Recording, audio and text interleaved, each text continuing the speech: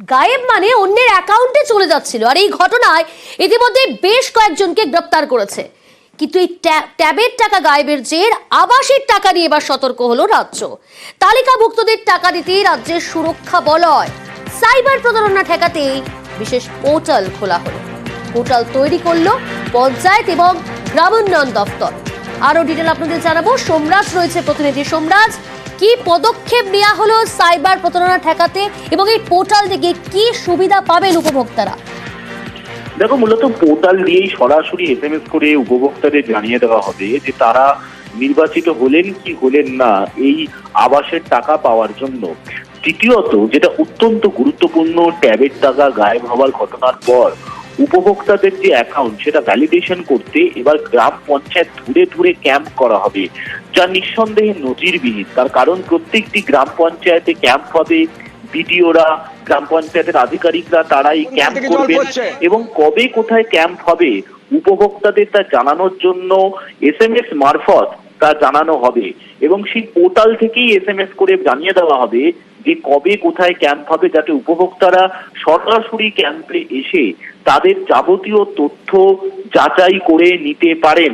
শুধু তথ্য যাচাই নয়, সেখানেই হবে অ্যাকাউন্ট ভ্যালিডেশনেরও কাজ, যেটা এসওপি বা নির্দেশিকা বিভিন্ন জেলায় জেলায় পাঠিয়েছে পঞ্চায়েত দপ্তর। সেখানেই বলা হচ্ছে যে এই ক্যাম্পগুলিতেই ব্যাংকের সমস্ত তথ্য যেমন যাচাই হবে, তেমনি আধার নম্বরও উপভোক্তাদের দিতে হবে। আর এই আধার নম্বর যে দেওয়া হবে সেটা পঞ্চায়েত দপ্তরের যে পোর্টাল রয়েছে তার সঙ্গে সংযুক্তিকরণ করে নেওয়া হবে, অর্থাৎ তার সঙ্গে অ্যাটাচ করে নেওয়া হবে। তাহলে আগামী দিনে যখন উপভোক্তাদের টাকা পাঠানো হবে ব্যাংক অ্যাকাউন্টে, সেক্ষেত্রে অন্য কোনো অ্যাকাউন্টে টাকা যাবে না, তাদের নিজেদের অ্যাকাউন্টেই টাকা যাবে।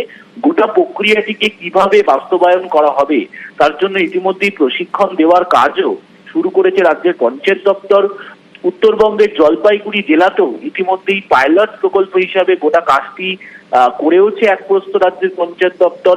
ফলত সব মিলিয়ে গোটা কাজটিকে এইভাবেই পরিচালনা করছে, যাতে ট্যাবের টাকার মতো আবাসের টাকাও যাতে গায়েব না হয়ে যায়, উপভোক্তাদের অ্যাকাউন্টেই যাতে টাকা পৌঁছায়, সেই জন্যই এইভাবে নিরাপত্তা ব্যবস্থা নিশ্চিত করতে চাইছে রাজ্য।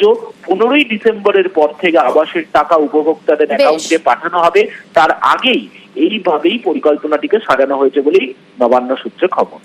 বেশ।